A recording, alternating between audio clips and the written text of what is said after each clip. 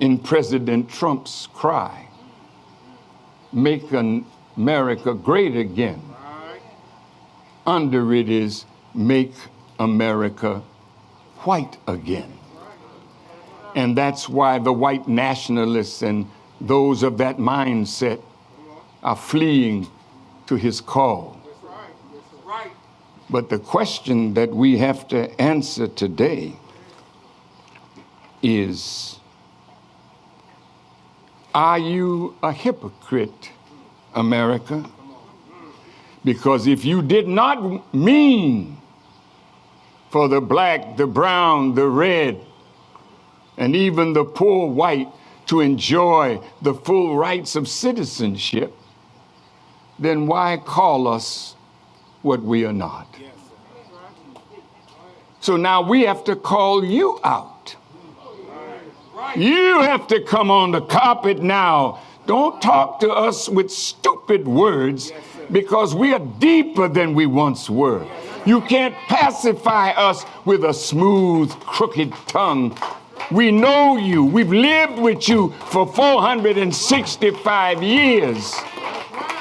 So either you mean what you say, or our covenant with death will be annulled, and our agreement with hell shall be destroyed. Make America great again means make America white again. That is not a commentator guessing. That is not a talking head speculating. That is Minister Louis Farrakhan standing in his garden on July 4th, the 90th anniversary of the Nation of Islam, decoding Trump's slogan in one sentence and then turning to America itself and asking the question nobody else had the courage to ask: are you a hypocrite? He is about to tell Trump directly, sit down, put on your mask, and let an ex-slave give you guidance. Then he is going to tell him something that shook every newsroom that covered it. You will not conquer this virus, and you will never see what was again. That is over. If you are not subscribed, hit that button right now and turn on notifications. This is the speech they removed from every major platform. Watch this. So now, the Savior offered his presence to the Constitution when he came on the 4th. But he offered us a heart that could fulfill those words. He was making us into a people that don't move on hate, that don't move on the evil of what people say or do. They move on the will of God. So we have invited you today into the garden to meet a nation that the Quran says is the best nation raised among men. For we enjoin good and we forbid evil. I walked to this podium on a white carpet. I refuse to walk on red, because all you world leaders, you got your power from shedding the blood of those that may have been in opposition to you. I come on a white carpet because in the 65 years of my being a student of the Honorable Elijah Muhammad, I have never shed the blood of another human being to get where I am today.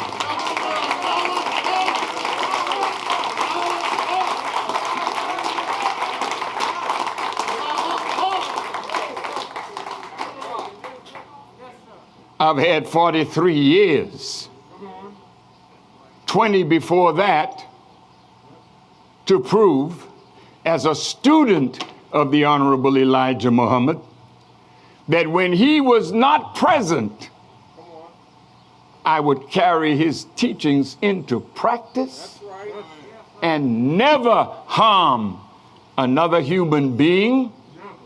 So you could say I'm a hater, but you can't prove it.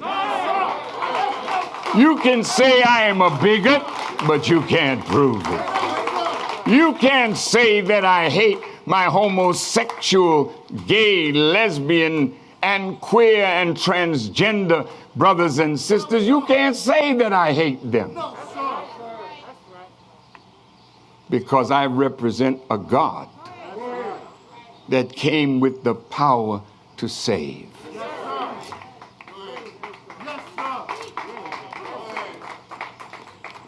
Now, to get into my work today,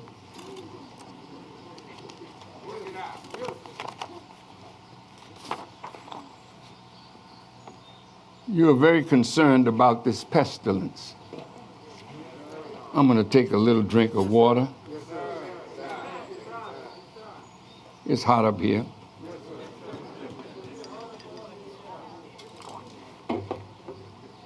Might get hot where you are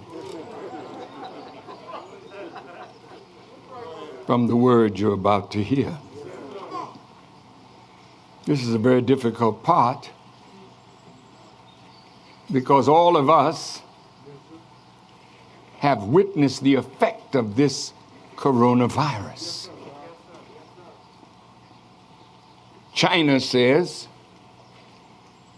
it was the U.S. Army that dropped it in China, and America says Wuhan, China, produced this virus, and they could have told us what they were doing. Mr. Trump and all your scientists, why don't you put your mask on and sit down for a minute while one of the ex-slaves whom God has awakened gives you guidance on what you seek.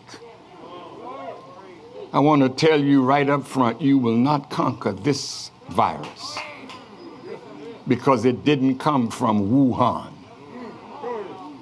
It did not come from Fort Detrick in Maryland. Because if you had made it, you would know how to handle what you made.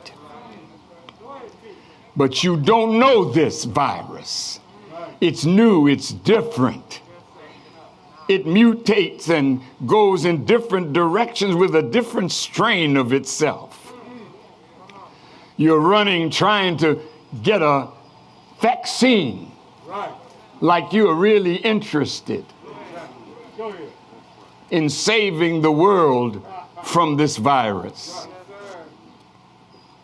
I'll get to your vaccine in a minute.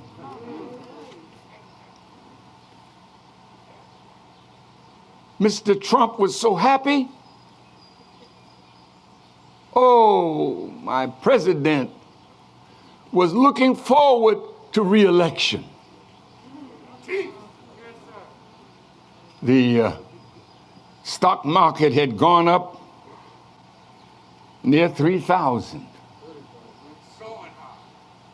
But all of a sudden, without warning, something happened. And overnight,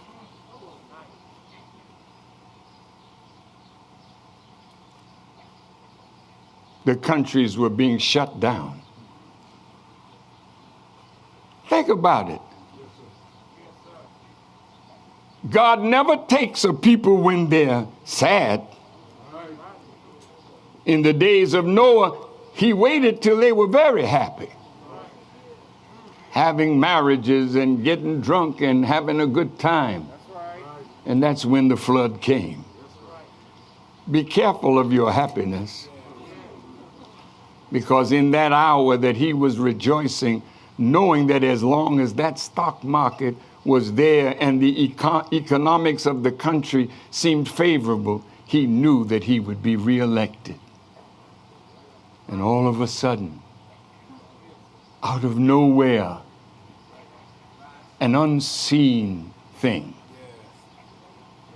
Shows you how you can get messed up from something you can't see. And you're preparing for all the things that you can see, but you have no preparation for the unseen. Because it's unseen does not mean that it's unreal. And the reality of COVID is what we're facing today.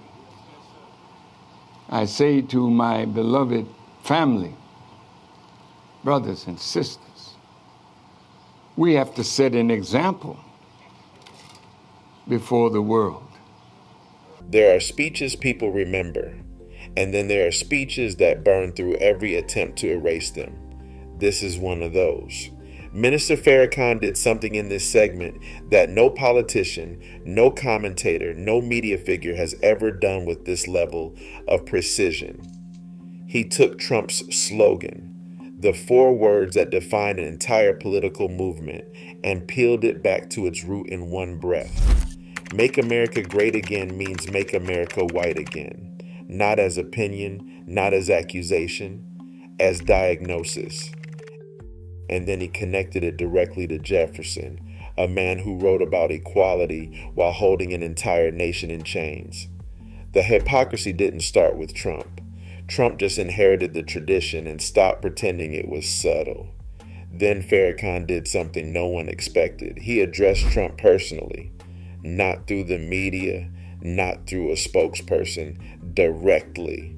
He told the President of the United States to sit down, put on his mask, and listen while an ex-slave, awakened by God, gives him guidance.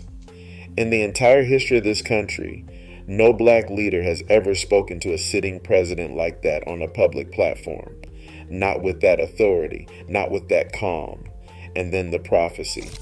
Trump was looking forward to re-election. The stock market was soaring. Everything was aligned. And Farrakhan said, oh, God doesn't take a people when they're sad. He waits until they're happy. He waits until they're celebrating. Then it comes. COVID came out of nowhere, unseen. And Farrakhan looked into the camera and told Trump, you'll never see what was again. That is over. Whether you follow the minister or not, whether you agree with his theology or not, that prediction landed. The world Trump was trying to preserve, the pre-COVID economy, the rally-driven campaign, the illusion of control was gone. And it never came back the way he promised. They did everything they could to make sure you never heard these words. The fact that you're hearing them now means something. Share this video.